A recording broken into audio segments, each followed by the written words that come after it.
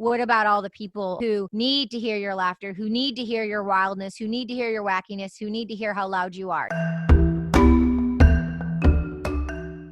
Welcome to the Creative Mindset Podcast. My name is Isolde Trachtenberg, and I'm super happy you're here. On the show, I focus on creative thinking, problem solving, and living. Most often, I'll discuss how to ignite inspiration, meet challenges, and achieve goals through creative thinking. Sometimes I'll have guests who give their perspective. Usually, it's people who are already living their best and most creative lives. Okay, let's get to it. Hello, and welcome to the Creative Mindset Podcast. My name is Isolde Trachtenberg, and I am thrilled that you are here. I am also thrilled to introduce you to today's guest. She's an actress, a model, a musician, a film producer, a painter, a poet, a philanthropist, and so much more. I am delighted to introduce you to Katie Chonacas. Welcome, Katie. Hello, humans. Yay. Thanks so much for having me. I'm so glad you're here. And it's really wonderful to hear you talk. Just a few minutes ago, we were just talking about your name. First of all, I know that you are from a Greek family and you are from Michigan. Yay, Michigan. We're both from Detroit in a way. Yeah. And I would love to talk to you about this idea that you have two first names. You have Katie, and you have your sort of original, your baptized name, you said, Mhm. that is Kyriaki. I'd love Yeah. to hear about what led to you having two first names and which one you go by now. Sure. Yes, I have two first names, Katie, and then my other first name is Kyriaki.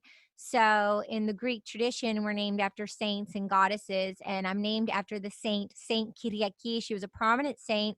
She was very rare, very intelligent, and there's a book on icons. There's books on saints, and I've read her story through and through. So to understand the deeper meaning, I think names are so important. And a lot of people, like, some people know what their names mean, and some people like do not know what their names mean. And it's like, yeah, in the American culture, it's like a lot of times it's like, oh, my name's this or this, but they don't have any like context to it. And I think it's so important to know how and like where you stem from. So on my dad's side of the family, we're Greek, and my dad's mom, in the Greek tradition, you're named after, the mother, and then you're named after, the grandfather next. So I'm named after my yaya. So my yaya is my bestest friend in the whole entire world. So, well, actually, my sister Anna, she was named after my dad's grandmother. And then, ironically, my mother's mom is um, Anna as well. So that worked out on for the first child, because both grandparents on each side were named Anna. So it was just like boom. And then the second child, which was me, I was named Kyriaki, which is my dad's mother. It's my grandmother, my yaya, and she's my bestest friend in the whole wide world. She's so amazing. Yeah, Kyriaki was a very rare and prominent saint. She was the only child. Her parents were philanthropists. Her parents were very, um, you know, dedicated themselves to the Lord, and yeah, she has an amazing story that maybe we can share now or sometime.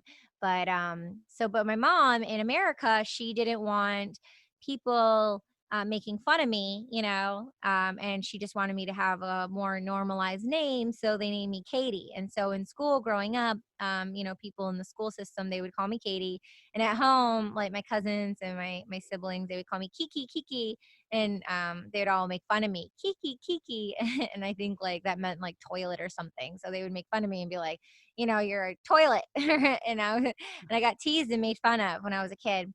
But yeah, Kyriaki is a traditional saint name, a very rare, prominent saint. She dedicated herself to the Lord, and She didn't have any gentleman suitors. She wasn't interested in what all the other girls in her town were interested in. So, in a reference, a visual reference of a modern day, it reminds me of Belle from like Beauty and the Beast, where she was just really eloquently into books and research and reading and really into her family and praying with the Lord. And so, what happened was, in the town over, there was this the son of a king, and he was interested in Kyriaki, and she wouldn't have it. And this guy got everything he wanted.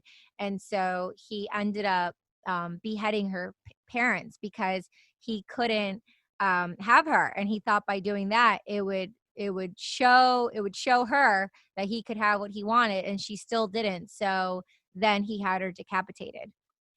Oh my stars. Yeah, she was very young. She's a martyr. She's a martyr. Yeah, well, not only is she a martyr, but she stood true to her ideals, which I think is it's an incredibly brave and independent thing to do, especially for a young woman at such a young age. And it's interesting to me to hear how many parallels there are with you, with your dedication to philanthropy and your dedication to giving to others. You really, in many ways, are very much like your namesake, which I think is just wonderful. I agree on a soul level. I'm very into the spirit. I'm very into the soul. Thank you for recognizing and saying that.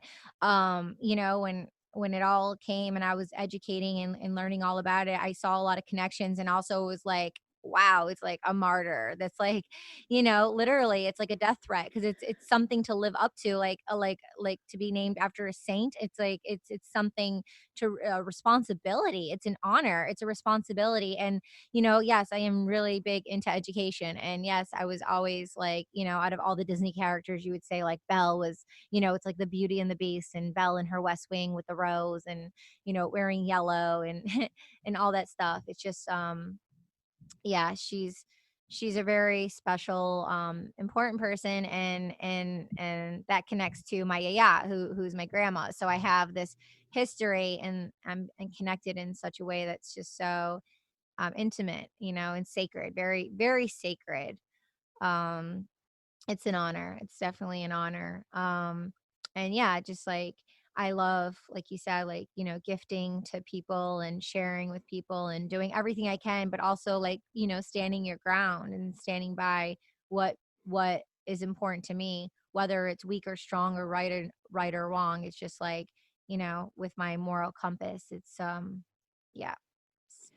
Yeah. It feels like it's pointing due north. That's wonderful. And it's funny, you and I have talked a lot ever since we met about how many things we appear to have in common, how many things align. And I just realized as you were talking about grandmothers being named Anna, both my grandmothers also had the same name, not Anna, but Rose. They were both my maternal and paternal grandmother were both named Rose, coincidentally I again. love that name. I So love the name Rose. When I was little, I always thought like, "Oh, Rose." It was just so romantic and pretty, and, there's that rose smell, and so growing up, I would always, like, have the rose lotions. And then my room growing up, was mauve, and so, like, mauve, and it's like divine, feminine, femininity, grace, and it's just like the rose. It always reminded me of my grandmother on my mother's side as well.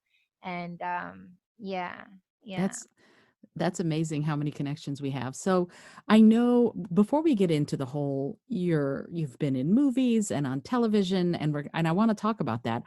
I would love to talk a little bit more about you growing up in Detroit. I mean, we Well, oh, again wait, before we yes. move on Uh-huh. to growing up in Detroit, let's talk about two things. One, uh Katie was like, okay, there was Katie Holmes, there's like Katie Chonacas, that's me. It's like Katie, Katie. And so like growing up, like all these elderly men, and there was always some kind of like whimsical, soulful, like feel good thing about the name Katie. And like some people would be like, oh yeah, that's from the First World War. It made people happy, and it's like just to hear that joyous moment of like Katie, Katie. It was just like it was always like a cool thing to be attached to. Growing up in the essence of the universe. And then I remember, this is fast forwarding, but it's in reference to the name. I remember when I was like in California and I was sitting down with my team, they like actually sat me down. It was my manager and my agent at the time, my first agent, and they like sat me down and they're just like, okay, like, you know what I mean? Like, you need to cut your name. They're like, so I went by, instead of going by Kyriaki, um, I went by Katie, and then they wanted to like Chonacas, like they wanted to cut my name. They're like Johnny Depp, Woody Allen, Jennifer Aniston. I'm like, okay, we can do Katie, but we're not chopping off the Chonacas. Excuse my language. Let's bleep that out. I am not like, there we go, draw the line. So when I started in the Hollywood industry, my acting career, I registered as a SAG actor under, well, it was Kyriaki, but then when I talked to the team and they're like, okay, this is how your credits are going to be. They're like, you just need to make it very simple, like simplify so people can find you. So I'm like, okay, dumb myself down. And we also had a conversation about cutting my hair because it was past my crevice, and they're like, they wanted me to cut my hair because it was so extremely long. And then the analogy of my manager at the time, she was like, this is what you do when it's like when you apply to Harvard, you wear a suit, you dress present, you comb your hair, you look nice, you get into Harvard, then you wear the short sleeves and you show them that you have the tattoos and dye your hair green and you get the piercings and do all the wacky stuff. But like just getting into Harvard, just like, you know what I mean? So they use that same analogy in 2005 about like my hair and my name of getting into Hollywood to be like recognized, respected, to kind of play along with the system that is just what it was at the time. And that's interesting because I know that some of your credits are from Katie Sunday. So Chonacas Kyriaki also Sunday. Kyriaki Sunday. Okay. So Kyriaki in Greek. So Simera Venine Kyriaki. I just said today is not Sunday. Uh-huh. So my name Kyriaki, not only is I'm named after a saint, it means God's day. It's Kyriaki means Sunday. Ah, I had no idea. Okay, Yeah. so you're always So keeping straight and true even if you modify it just a little bit. It sounds like everything still leads back to who you are. So before just Kyriaki, I was, yeah, going by well, I went by Katie Coco for a while because I love Chanel and it was like Lady Gaga at the time, like Katie Coco. And then when I was going by Kyriaki Sunday, because of the turmoil and the back and forth banter of everyone's opinion and your name and making it such a big deal, I went by Kyriaki Sunday. So I'm like, for the MFs who like cannot pronounce Kyriaki for some reason, then hey, that like they can just call me Sunday. So I'm like, here you go, Kyriaki Sunday, Sunday, basically. It's Kyriaki. I'm like, here's a double whammy. So I went by, yeah, Kyriaki Sunday for a while. I love that, the I Kyriaki Sunday. Yeah, that's it's a great and also just a little poke at the people who are like, "You should change your name." Well, no. Which Yeah. is which is great. So this idea of being who you are, it sounds like it really, through your yaya, your grandmother, and growing up, it sounds like you developed that idea pretty early. Can you talk a little bit about your early life in Detroit and what that was like as you began all of these different streams that you're involved in? Sure. I mean, let's see how young and how back we want to go. I mean, something that came up. I mean, do you have an idea of what age, or I mean, Well, something came up. If you just want to roll with that, what do I you think think? what to me, what I think is fascinating about you, well, I think many things are fascinating about you, but I think this full creative spark that seems to burn in you all the time, that sounds like it started pretty early. I mean, I know you started modeling as a teenager and you started acting and you started doing all these different things, but something before that must have sparked you. That creative genius must have bubbled up earlier than that. And I'd love to know about that. This is after all the Creative Mindset podcast. So this idea of what inspired you to become an artist must have started pretty early. And I'd love to talk about that to begin with. Well, my birthday's 11/11. So I was just born on 11/11. I was born on my dad's birthday. So, the reference in my mind is like, I was his gift. I was the best gift like he'll ever have, like to have a child born on your birthday. I mean that would be such a magnificent gift. So, I think with the alignment of 11/11, the universe, God. already had stuff in store for me, which is awesome. And if people are in the ideal of choosing our lives before we actually come here, I guess I set myself up for this as well to be special, but I'm not special, the chosen one, 1111. And then, so just from my birthright and just being named after a saint and just having these amazing things, I guess, being identified with, my little soul being at very, very young. My mother um, was a singer, and I come from a musical family, and I grew up on Motown and melodies and feel good music. And I think it really enriched my spirit and my soul. And we would drive every Sunday to church, 45 minutes to St. Clair Shores, to St. Spiridon, excuse me. And I try to roll my tongue for you guys to sound cool, but yeah. So that's the name of my dad's baseball team too, St. Spiridon. So we would grow when I was a child, we would grow up, with the whole family, and we would drive 45 minutes each way to go to church because there's the new calendar, the old calendar, and our family was very strict by the original old calendar, which is a 14-day difference than, the King James or the man made calendar. Um, and so listening to, the melodies and the music, I think that definitely had an influence on me. Growing up with culture, and, I think that really had a cool impact on me growing up. There were these things back in the day, they were called VHS tapes.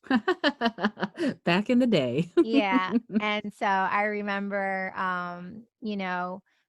growing up, we would watch these VHS tapes, and it would be little me with blonde hair with this long broomstick, and we'd be singing like Bon Jovi, and my mom would play records all the time, and so like we would just be singing and playing records, and I had this long broomstick, and so I always like identified as an entertainer, as someone who would use my voice, liked being in the spotlight, liked holding that broomstick. And so I've always like pondered through my years, like, of that image, and that I see of that video, like, was I a born star? Was I born into singing? Was I born into, maybe, was that broom a mic doing stand up? Is that mic just being a role model in life, like just being the center of attention on a stage, on a platform, to just be in entertainment? So um that's circled my mind from time to time, but that's probably like my earliest memory of entertainment. It was me singing with that broomstick. I love it. Yeah. So that broomstick took you into what? Did you go straight into performing like in school? Did you begin modeling out of that? Did you begin to DJ out of that? Can you trace for me where you went next as far as your creative endeavors? Yeah, so anytime I got an opportunity to take arts, in school, um I would always be like very fashionable going to school. I remember when I was in elementary school, I lived on Wildwood, and we would walk to school. I would go to this school called Edison Elementary School, and there were like, like the different kinds of people, and there was this girl. There were like the popular girls, and like we, did some routines together to audition to be in a talent show, and it's like it was so good, and then we didn't get picked, and I was absolutely devastated. Oh. Yeah, I actually went into like isolation after that. I was always getting detention. Like I could never go out and play with people because I was always getting times tables. Like I was sit in a cube, and I wasn't able to go out in the sun and have recess with everyone. I was isolated. Like I was punished. I was punished in school for like being who I was. And the class clown was this guy named Ryan. And it was really weird. I remember like Mrs. in like fourth grade or something. There was like Mrs. Sosnick. There was Mrs. Summer. She was my first grade teacher. There was Mrs. And then I remember like Mrs. would always wear these like black leather skirts, and like there was like quiet time. And if like someone was the class clown, which was Ryan, she would oddly and weirdly have him come sit on her lap, and I'm just like, "Okay," and it would What? everyone would be giggling, and I'm like, "This is freaking whack," and he just got this special attention in a weird way. It was really weird. I know, and, Wow. yeah, so but I would always get scolded and, like, be put in a corner, and so for me being me, so a lot of times my personality, who I was, my big personality, my wild or happy personality was, not comfortable for a lot of people. Mhm. So I just wrote down this thing yesterday I was writing. There was this woman, she questions, what's one of the things you hold back? And I wrote down, I specifically, it's like on my table, and I wrote down, um being loud and wild, like letting out this like wild thing, or like being loud because it's a inconvenience for others. And then Mhm. it's like, okay, for those one or X amount of people that it's inconvenient for, what about all the people over eight, God willing, all the over 8 billion people in the world who need to hear your laughter, who need to hear your wildness, who need to hear your wackiness, who need to hear how loud you are? You know what I mean? Like, I was always meant for greatness, and I was always meant to be loud. Yet this, like, things like that at a young age, like, definitely plant a seed for traumatization. But yeah. Wait, I was gonna tell you something. Well, it was in reference to, before I went off on this whole like detention thing. It was like, in seventh grade, I love rock and roll in middle school. Mhm. It was the first time I was ever on TV. I have not seen the footage. I definitely want to. It was public TV. The talent show was recorded. I was in seventh grade. I did Joan Jett, I Love Rock and Roll. That's Um, great. yeah, and my friend let me borrow his black, like, traditional dope leather jacket. Everyone wore, it was like two girls in the back. They were like my background girls with like the guitars, and this girl Jessica and this other girl. And I had like holes in my jeans, and I just like rocked it. It was amazing. And not to be like, but it was like, I feel like the best show and best performance of the talent show. But it was really cool. So that was a talent show that I was in seventh grade, that I was able to perform in. Like, the one in middle school. I have to get the name for you of the song. I think maybe it's like, the S is for super and the U is for unique. The P is for perfection, and you know that we are freaks. The E is for erotic and the R is for rats. So tell us one of the minds in this and all that. Supersonic, dun, dun, dun, supersonic, dun, dun, dun. It was that song. So maybe it was the words that maybe didn't get us selected, but I mean, there were no swear words in it, but it was three of us. It was Karina Debus and this other girl, Erin. It was the three of us. Uh-huh. Oh, yeah. So like we auditioned for the talent show with I think with that song. And then so that was like middle school, walking to Edison and like that realm. And then another realm was this girl, and she lived down the street from me, and her name was, and people would go, and we Oh, would, no. yeah, and like donkey, but Mhm. and so like like smelled, and she I don't know if like she had friends or not, but like people would make fun of her, and it was uncomfortable. And so like, not publicly, but secretly, like, I would go and befriend her, and I would talk to her. And like, only one time I went over there, I'm like, I want to help you, like, so on the DL, without anyone knowing, because like at the time you like don't want to be associated with someone, or like, it's like kids are very like cruel and mean, but so like Certainly. publicly, I don't remember, but publicly, maybe like in school, I shamed her or said things, just being an ignorant little child. Or maybe I did, maybe I didn't. I don't know. But I remember I wouldn't like befriend her in public or at Mhm. school. Mhm. But like I think we like trailed on the same way home together, because she lived by me. So at some point I was able to like talk with her, and I was like, listen, because she dressed like all wacky and stuff.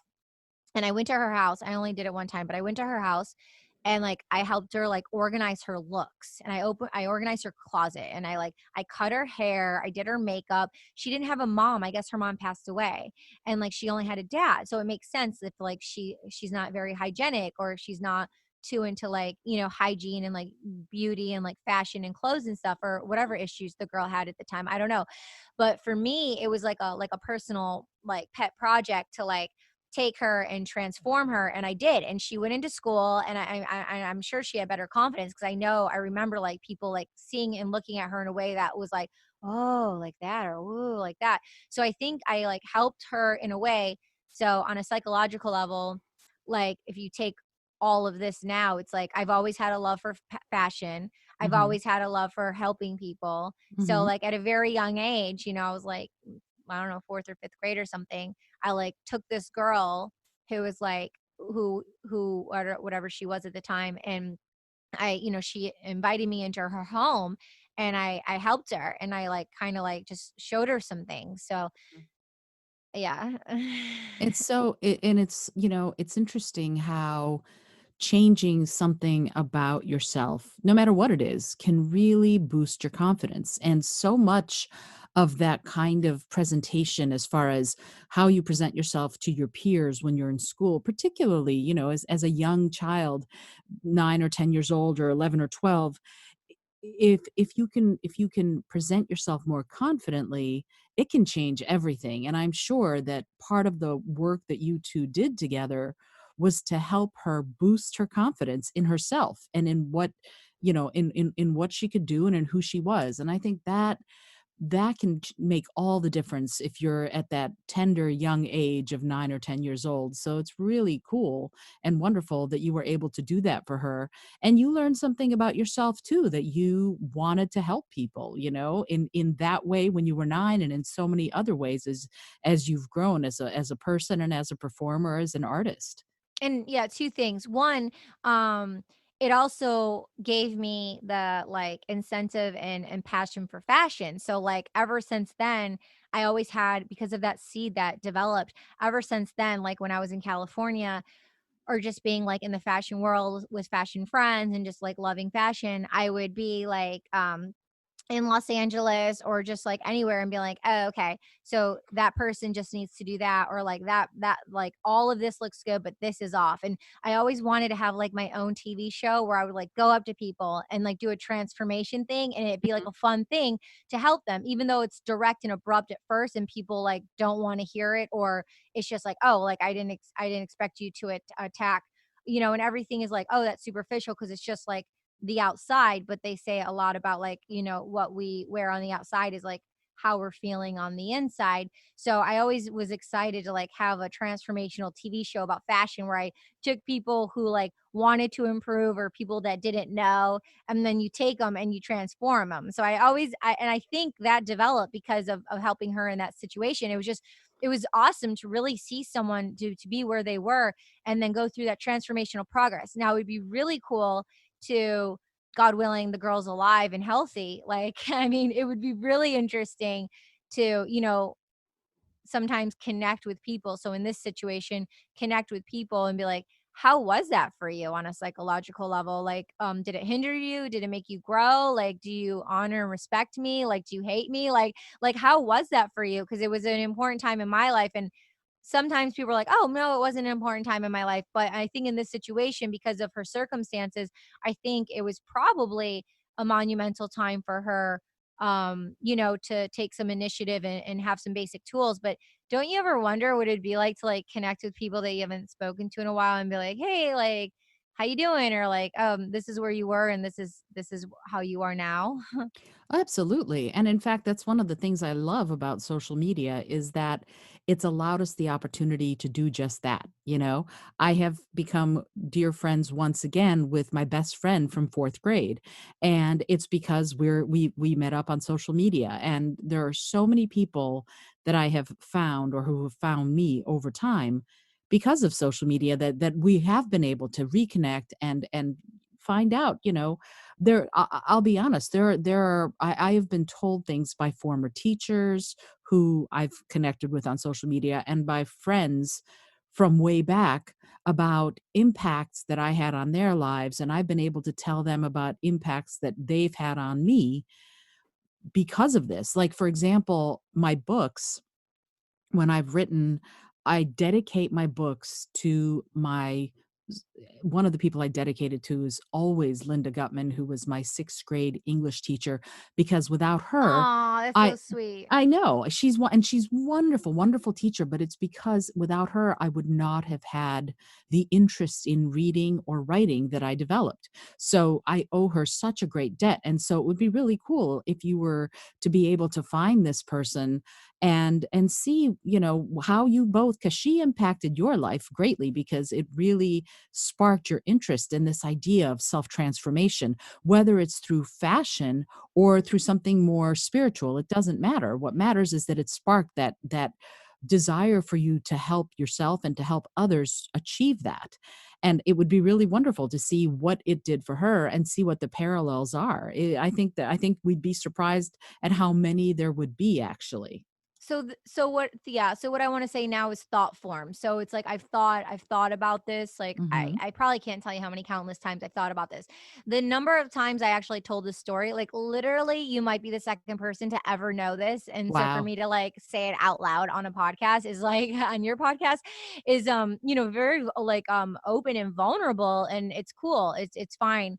But yeah, like, this is the second time probably I've ever said this, but now that I've said it out loud and now that I heard what you just said, now it's like, okay, then it's taking action and putting it on a train track and actually, being the responsible one. And since this is of interest and an idea of mine, for me, because I have a Facebook account, to type in her name and me reach out to her and be like, hey, how are you? Like I can't expect, a lot of people, I think they expect, like, oh, it's thinking and ruminating in my head, and then it'll come up one day or people will contact you. No, it's what I'm thinking about. What if I were the person to look her up and find her and say, "Hey," and so now it's like that new seed is planted where I could actually connect the dots in that way.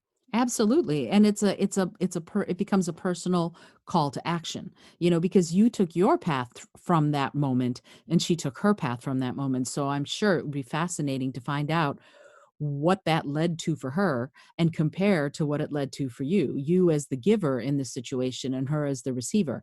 And I think we do combine those things. Sometimes, you know, you gave something to her, but you also received something. You received this interest, this desire to help that you might not have been aware of before that. And she also gave and received. So it'll be great to see where she is now and how her life has gone from that moment forward. I would love to hear that story. That would be really cool. Yeah. The last thing I'll say about this too is like the division, like one, it's like wanting to be popular with, the popular girls at school.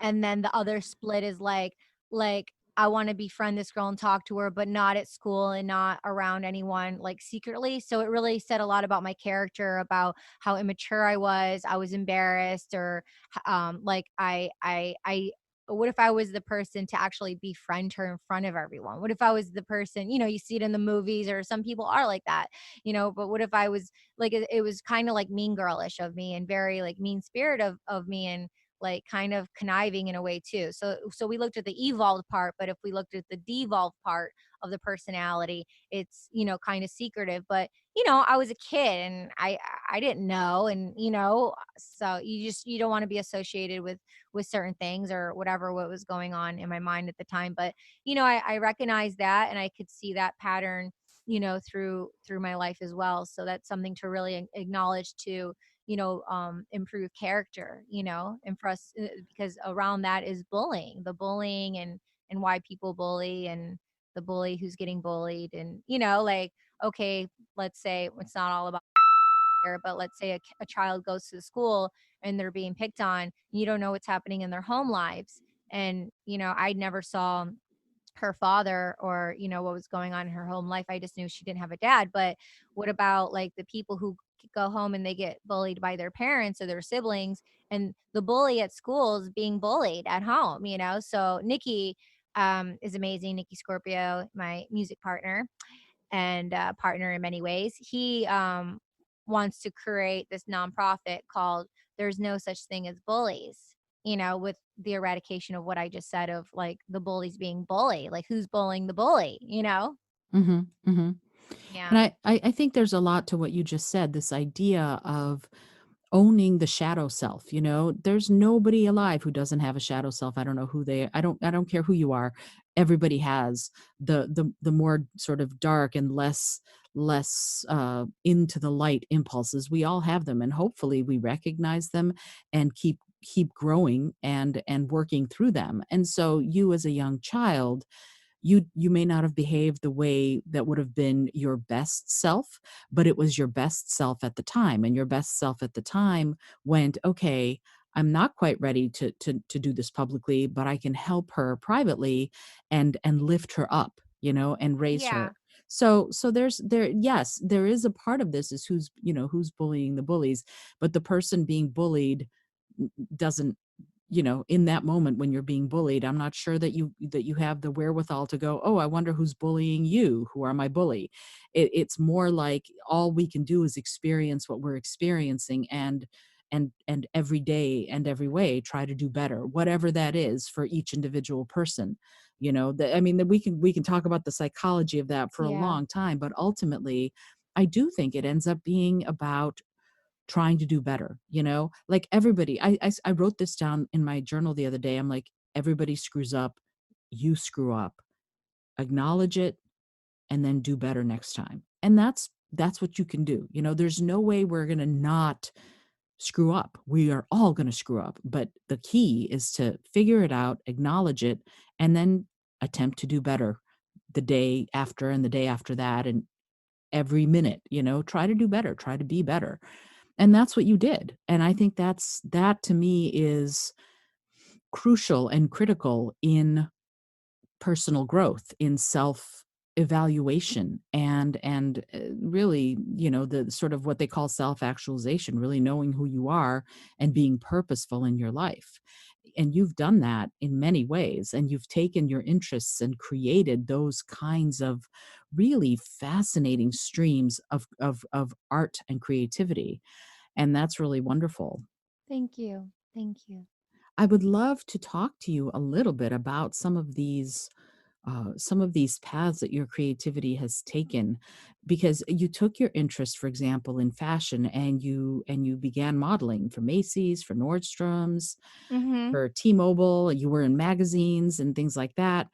When you did that, it must have opened up a whole new world for you. What was that like? So, from the get in Michigan, there was an agency called the Talent Shop, and Mary Fishoni, she became my first gem. So I refer to people who I admire as gems, and I always try to meet and befriend as many gems as possible. And Mary Fishoni, she's amazing. And yeah, so she was an agent at the talent shop. Now she has her own agency in Michigan. It's in Grand Rapids, Michigan, and she has her own agency. Do you want to know the name of it? Sure, if you'd like. Absolutely. Oh, it's called Unique Models and Talent. So she's has her own agency now in Michigan. For all the local Michiganders, hit up Mary Fishoni. Tell her Katie Chonacas sent you.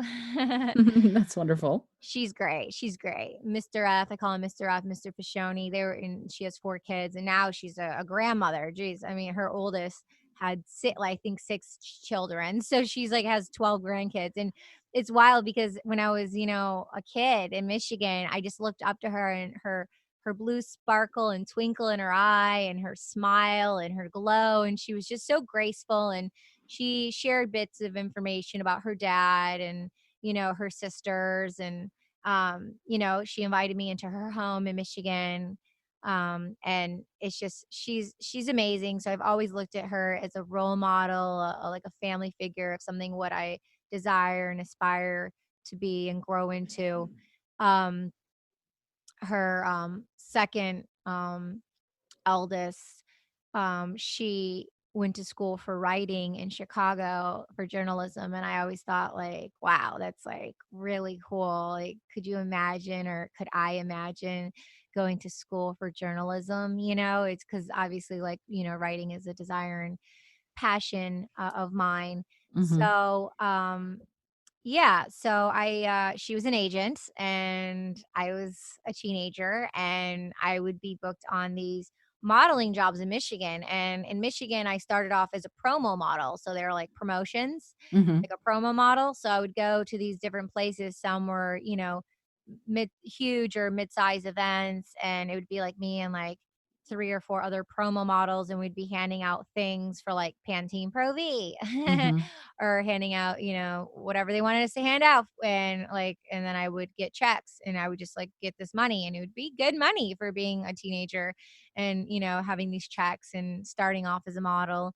And that's how I started. And then, that's like the in between of the auditions and then the modeling and the comp cards and getting booked on like Somerset Collection, which is a huge mall in Troy, Michigan. And they booked me, on their catalog, and like this company called Donor. It's a huge catalog company for, snowboarding and skiing and stuff. And, I booked their campaigns. And so I do these catalog works. And so that's how I kind of started going with the whole modeling thing. Mhm. And catalog print jobs, they pay a lot more than like runway shows. Mhm.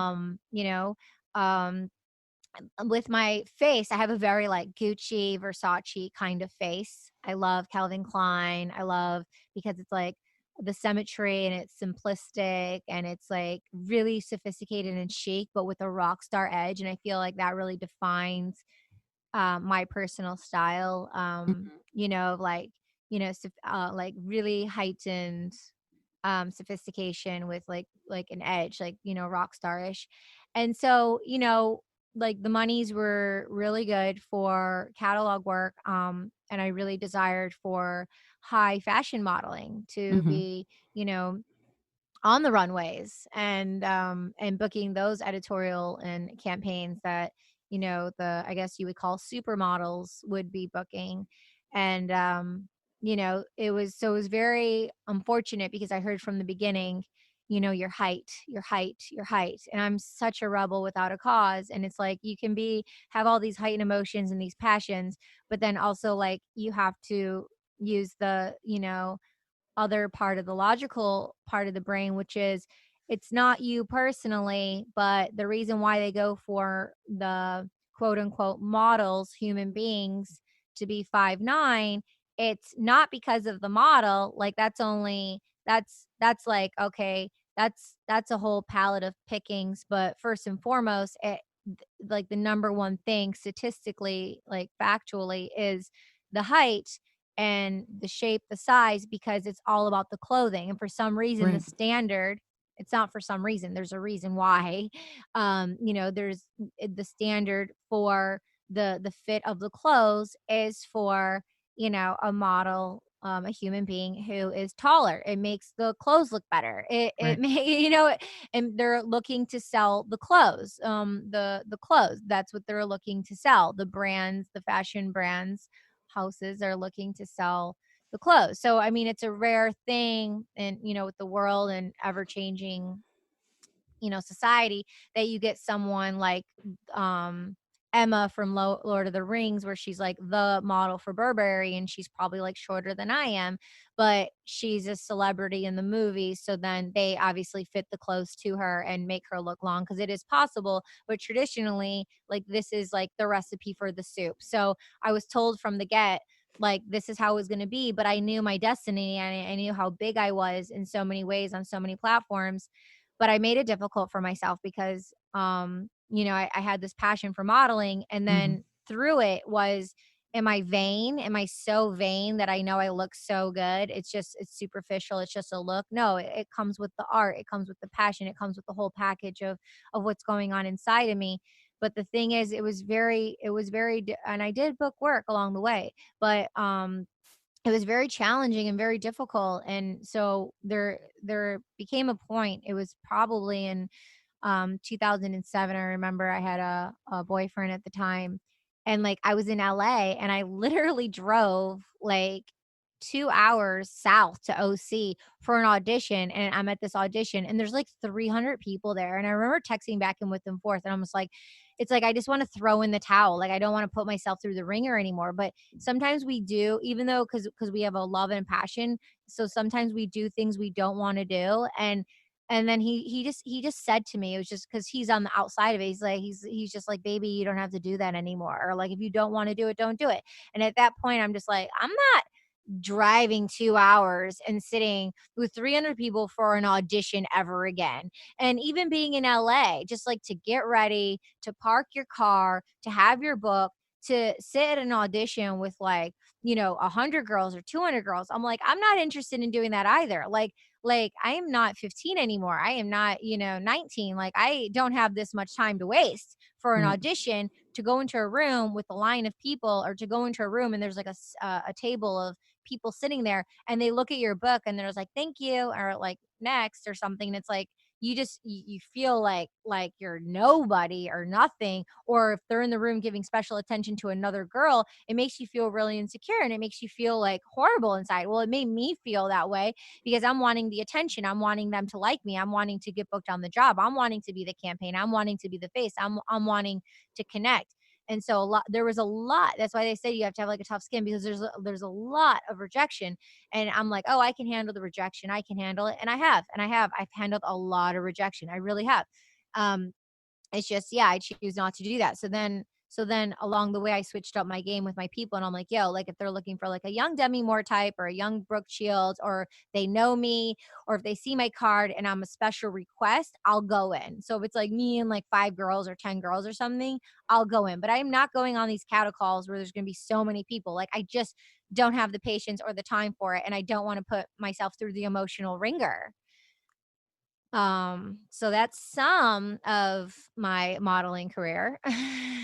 Well, and it's fascinating because it takes knowing yourself really well, it seems to me, to go, "You know what? I don't wanna do this anymore. I don't wanna go to cattle calls. I don't wanna be someone who is one of 300 people." I If wanted they, to. you I know. wanted to. I no, I still wanted to. I still wanted to do it. I still wanted to model. I still wanted to be booked. I still wanted the things I wanted, and I still like knew I could do it. But then, yeah, like taking yourself off from actually doing it, like definitely, yeah, Yeah, I mean, it's not that the desire for doing it went away, it's it seems to me like the desire for being one of 300, for having yeah, to, it's like, look, if they want me, I feel that way about voiceover work. If they want me, great. If I'm one of hundreds trying to audition for one spot, I'm not that interested in it, you know? So that, and that's, in some ways, that's the game you decide to play. If you decide to play the game of numbers, then you will audition, audition, audition, in every which way. And if you decide to play the sort of, well, I want to be someone that they have listened to and want me specifically, then it's a different ball game. It's a different kettle of corn. So definitely, yeah. so it feels like that it helped you evolve into the next phase. And so was the next phase, eh, producing or Well, acting? well, hold on. I want to share a bit more on this. Oh, So, okay. Mhm. through the years, so many people have come up to me. They're like, "Oh my God, start your own modeling agency, start your own agency, start your own agency." And like, I'm such an artist head that, like, obviously you would get a partner and they would help you do the things that you don't know how to do, like the business side of it. Mhm. But like, I didn't have that, like, I never took that leap to go and do that, because it's like if I go and do that, I know what it's like to be on the other side, i.e. being the artist and Mhm. getting the whatever 20%, and then managing people and all that. Like, and I knew it would take, and I didn't want to do that. I didn't want the responsibility, and I knew it would take me away from me being an artist for myself, because like you just said, I'm involved in so many other things. So I never took that approach, although it could be like something I could have done. It just, I didn't have a deep desire and passion for it. Mhm. And then so what I did actually not too long ago, because I would get all these like kids and peers and moms and a lot of moms and a lot of parents wanting me to like manage their children and help them out and give them information. And then like I'm saying the same thing over and over in so many different ways. And yeah, I love helping people and I love sharing my experience thus far. And I love giving basic rules of how things are because I've been in the industry now for like, 2 decades, thankfully. And so what I did was with the whole YouTuber thing, going on, my friend Alessandra Levy, who's also my producing partner, she produced a series of episodes where they're like basic 101. So now, like, one of the 101s is Model 101. So, like, that can be great for people I don't know and people who come to me. I can, have them watch the video. And after they watch the video and digest it, okay, now I can answer any questions you may have. Mhm. So to conserve my time and my energy, because it's like, it's a lot, right? If you're saying the same thing over and over. So also, like, I just got a couple emails, within the last couple weeks, I got 3 different emails um, of an introduction. Mhm. This is so and so. They're 18 years old. They just got out of school. They're a dancer. They, want to make supplemental income. Um, you know, um, well, not with what's going on, obviously, right now in the world because we're all, inside. But this is the time to start doing the research and preparing yourself, or when you can set yourself up to go have a photo shoot or test shoot or meet these people. And a lot of the agencies now, some of them still have open call like a Wednesday 3 to 4 or a Monday or whatever, and it's an hour where you can just go in and like show them your book or just some snapshots. They prefer just snapshots, really. They just prefer just snapshots. They just want to see how you look on snapshots, because if they're interested, they put you with their photographers and they do a test shoot, which means you don't have to pay anything, and then it comes out of your first check or something. Or they just have a relationship with an in-house photographer at the agency, so it's a working system that works for everyone. Mhm. But the thing is, so yeah, so I got this email and I responded, and in the response, she already had the link. And in the response, I said this and this. And one of the very first things I said, and I kept it short, but one of the most important thing, I didn't say the most important thing, but the thing is, it's like, please send me 3 to 5 photos of you so I can see like what I'm dealing with. Like, I can't say anything unless I like see what the product is, or who the human is, what's going on. Right. So she wrote me back this thing, and she didn't include a photo. So I responded, could you please send some photos? So she sent me a couple photos, and this girl, I like, she's so sweet and stuff, but she doesn't look like a model at all. Like, she does not look like a model at all. And if I'm super direct, it's gonna hurt people's feelings. But like, that's why people were saying, "Oh, have your own agency," or like, I'm good at what I do. But like, I don't have to. It's not like nitpicking something, but because of this, like, it's not happening. It doesn't even matter for me to say this thing. Like, I'm not even gonna say on here. It doesn't even matter that thing, because the girl's like 5'3", and it's if I'm like 5'5", and this girl's 5'3", and I had challenging times. It's like, what kind of modeling do you want to do? Because Right. me, I particularly wanted to do high fashion, and it was like very difficult. Mhm. So I was able to work on some projects, and we can talk about how that happened. But for the most part, you're 18 years old and you have all this ambition and you're a dancer. The best bet for you is do you want to do commercials too?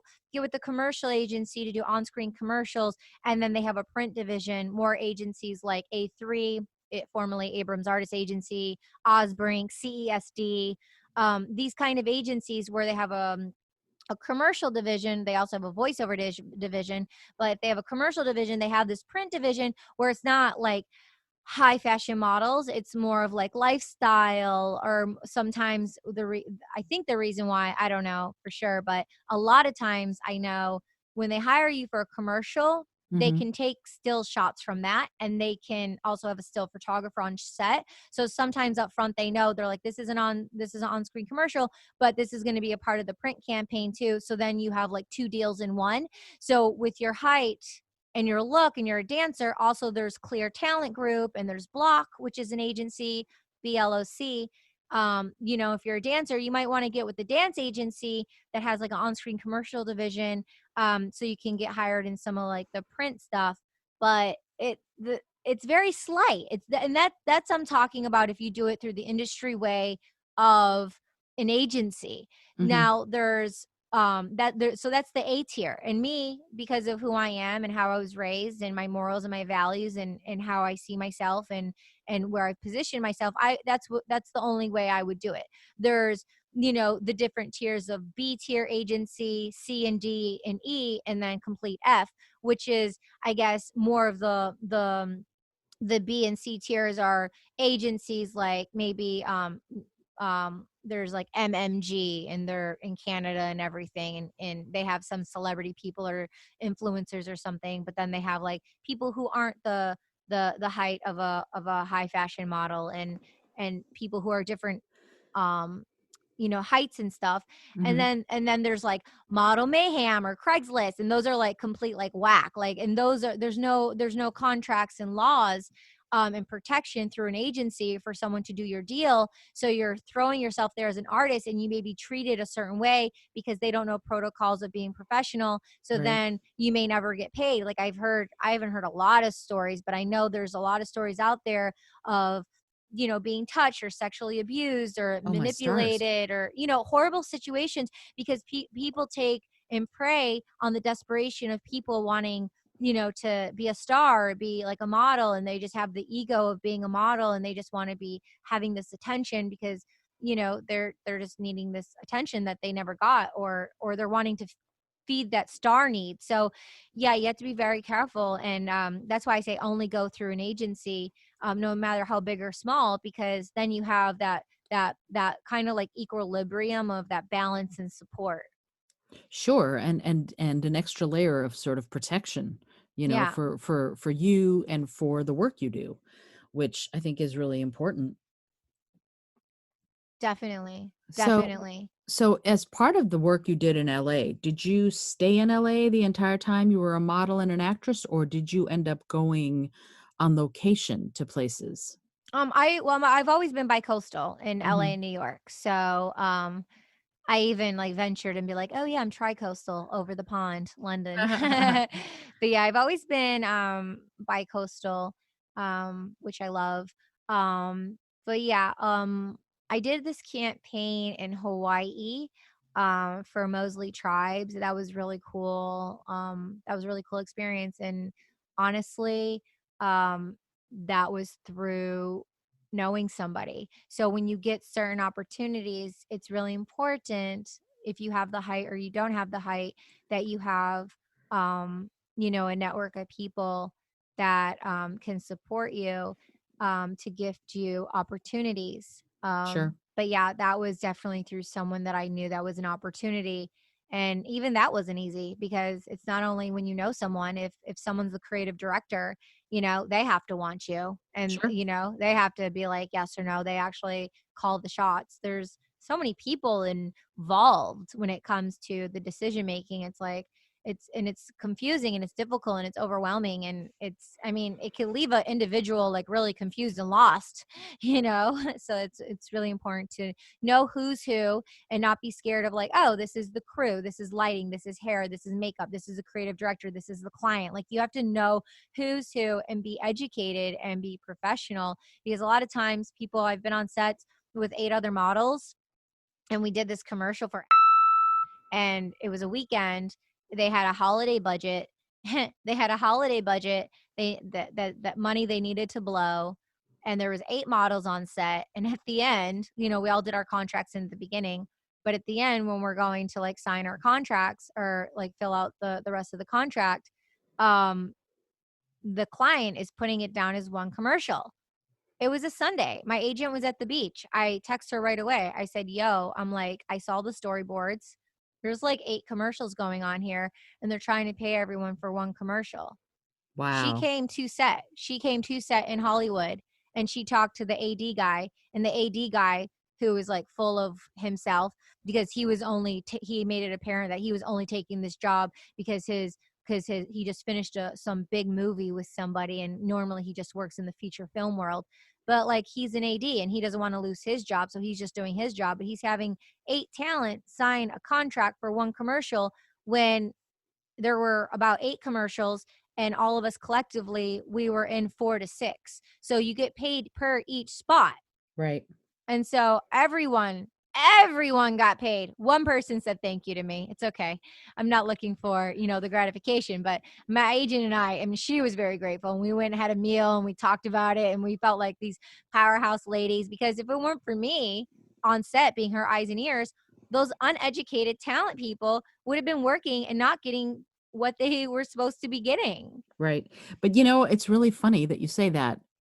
That they might not have even known to think about it, what you said about being an educated artist, you know, that's so important, and being an educated business person when you're an artist is even more important because you can get taken advantage of because those other professionals would have not gotten their money at all in that way if you hadn't been professional yourself and gone, "Hey, this is what's going on. I recognize this. I know this is an industry standard. We need to change this." And then on top of that, you took action.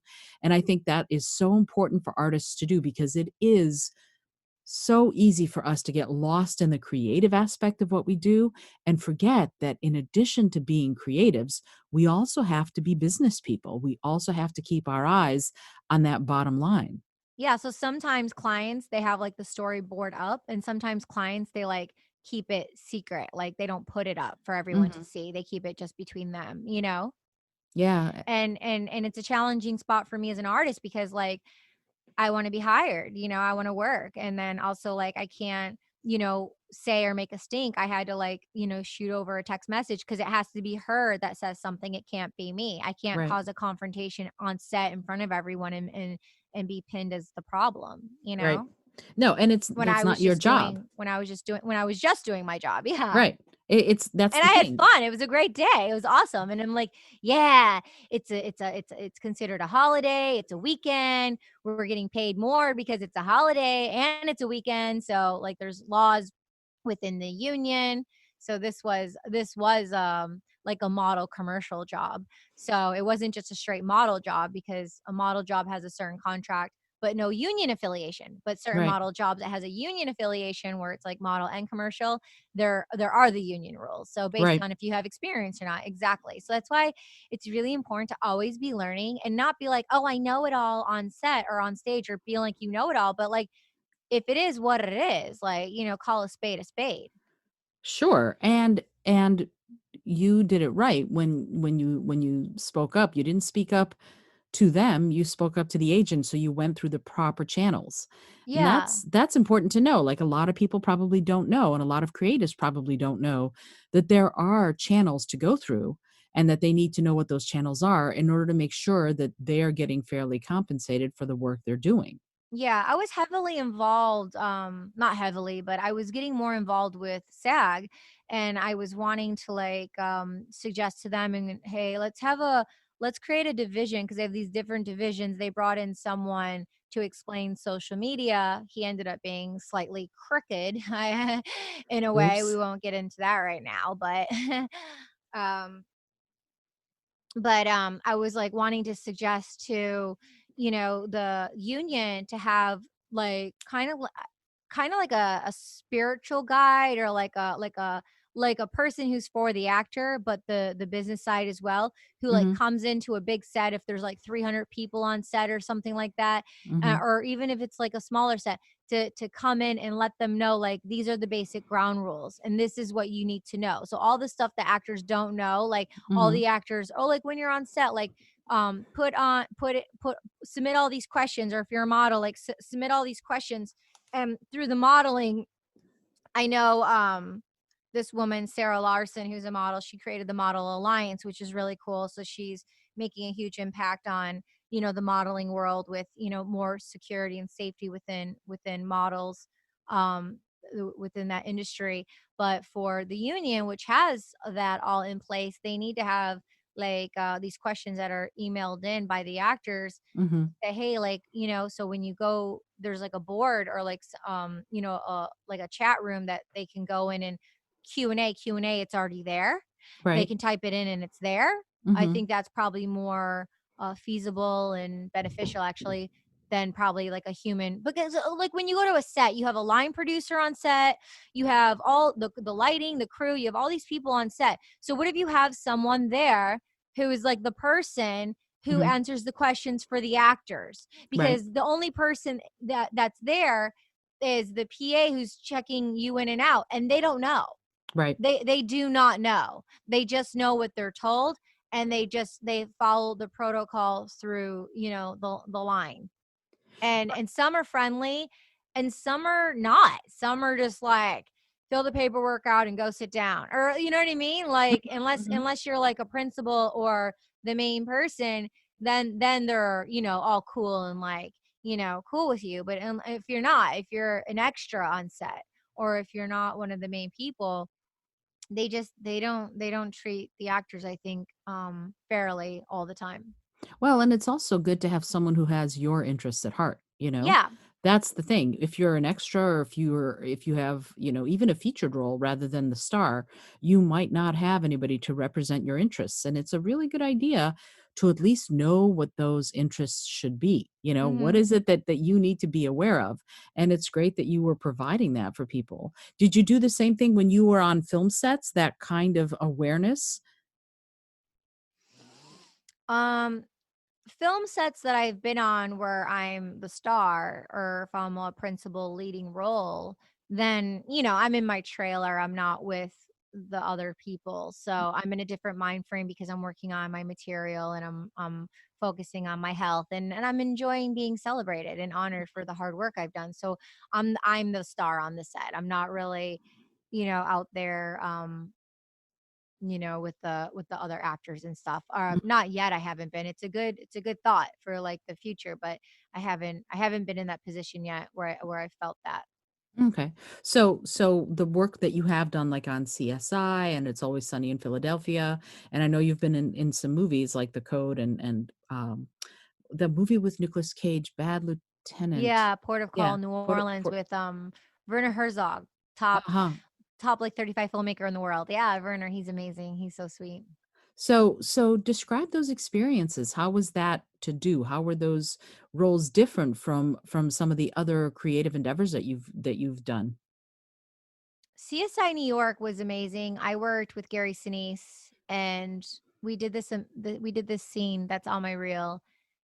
And in between takes, he just gave me the best compliment of my life. He's like, "You're a very soulful actor." So I'm not acting. It's just it just comes from my soul, and it Oh, was that's really, wonderful. yeah, it was really great working together. So that was really cool. Funny story, like on the set was, I had two brothers. They were my two brothers, like on the episode. And one name Ryan Carell, he and I stayed in contact. And Mhm. it's funny because his dad is Richard Carell, like the famous director Richard Carell, Oh, who was, wow. yeah, he was best friends with Hugh Hefner. And he has an amazing home in Hancock Park. And Hugh Hefner at the time would have four big parties at the Playboy Mansion every single year. And one was the Mhm. Halloween party. And there would be all these amazing, like, um, you know, um, figures, and they he borrowed them from Richard Carell. Richard Carell owned them, and he would borrow them for the Halloween party, and they'd be brought in every year. But Wow. but Mr. Carell actually owned them all, which is really interesting. Um, and then um, Ryan Corral, his best friend, I don't know if they're still best friends, but his best friend at the time was Max Spielberg, which is Steven Spielberg's son, and it was, Steven Spielberg's first son, Max Mm. Spielberg. So Mhm. I was able to hang out with him a few times, and kind of experience that energy. But Ryan, I remember he and I, um, we went to Manhattan Beach. I don't know if I had an audition there. We were in the same car, like, we were there, and we were like sitting and we were talking. And he's he's the son of a director who directed um Full House, Sweet Life of Zach and Cody, Hannah Montana with Miley Cyrus. Like he's directed some stuff. He's like the director for Disney. Well, at the time he was. Mhm. And Ryan Carell, is asking me, And that's when it really hit me. That's when it really, really hit me in like 2005. I'm this girl from Michigan with no social connections in the industry whatsoever. And I go to California to do what I do, and I'm doing what I'm doing. And in 2005, I was on CSI New York and I befriended Ryan Carell. And then, we're developing our friendship, and we're sitting in Manhattan Beach on the grass, and he's asking me, "How do I do what I do?" And he's asking me for advice about acting, and he's asking me advice about being in the industry and stuff. And I'm thinking, I mean, it was an honor and it was so sweet, but it was also like this person is asking me when it's like, "Yo, why don't you have your dad put us on a TV show?" You know what I mean? Like I'm like, hello." Right? Yeah, that really hit me. That was in 2005 that happened, and that he shared that with me. And it doesn't matter, like, if you have family in the industry, it doesn't matter if your mom or dad is this or that. And sometimes it does, and sometimes it helps, and a lot of times it helps, and a lot of times they're there and they're supporting. But there are family members who I guess don't support or share, or educate, or help out, their family members. Mhm. So it's a real free for all, because sometimes you have a lot of regret and resentment, like, oh, if I was a child star, or they were a child star, or, like, oh, this is their mom or dad. But sometimes not all people have that also. So it's Right. definitely the person, and it has to be coupled with the talent and the mindset and the development of the mind growth, and going after what you want, and Right. not letting anyone or anything stop you, no matter who they are, no matter if it's a family or friend member connected to the industry or not. You don't know. It's a really free for all. Sure, it sounds like it. It sounds like there's a combination of factors, and I think the desire for it certainly is one of them, but also having the talent for it. And if you know someone, that's great, but a lot of it ends up being, it sounds like, that sort of, it's almost a symbiosis. So you can't have the one without the other. And with Ryan asking you questions, you come across as someone who knows. You know stuff.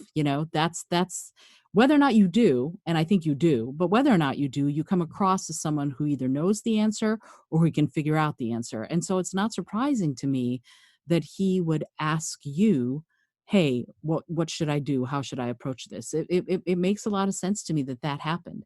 And I do want to say that as much as I am loving talking with you, this is so cool, and I want to ask you back so we can talk about so much else that we have to talk about.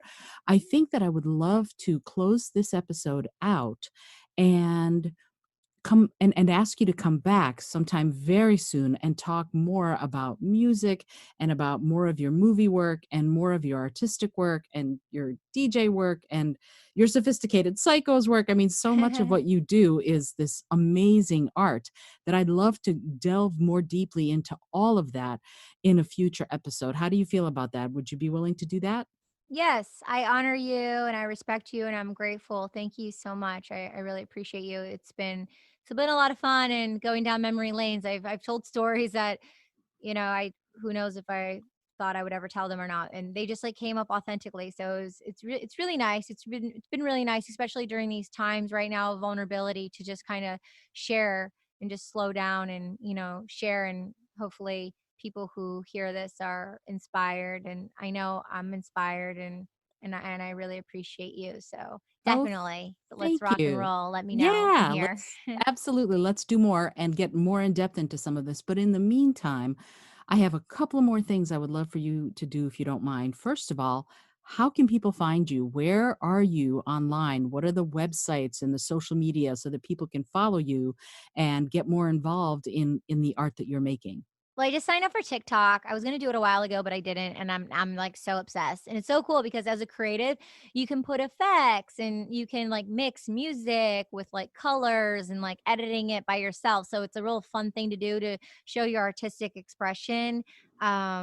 Instead of just like a photo or a video, you can like add layers on it, and that takes, I guess, some fun pleasure and patience, which I'm practicing patience. So it's fun when I do it to be able to it's a fun thing, but it takes a so like TikTok is my newest thing. I'm on Instagram and I have a website. So everything is just Chonacas, my last name, Chonacas, Chonacas. It's just everything is Chonacas on all social media platforms. Keep it Perfect. simple, right? With all the stuff going on, I have to Absolutely. keep it simple. And lastly, I have a new podcast, which is amazing. I'm so excited. It's called She's All Over the Place. So it's streaming everywhere. If you just type in She's All Over the Place on all streaming services, you can listen to some episodes. Yeah, and what's really cool, you've dropped so much wisdom, you've given so much great advice, and what's You really cool think? about You your oh, think so? yes, yes, absolutely, Really? and yes, for completely,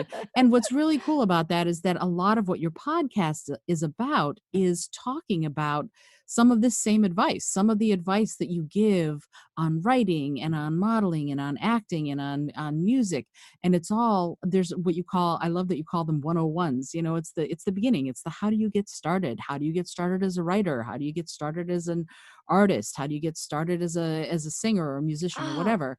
So I yeah. love that your podcast gives that information. You're freely sharing it, and I think that's wonderful.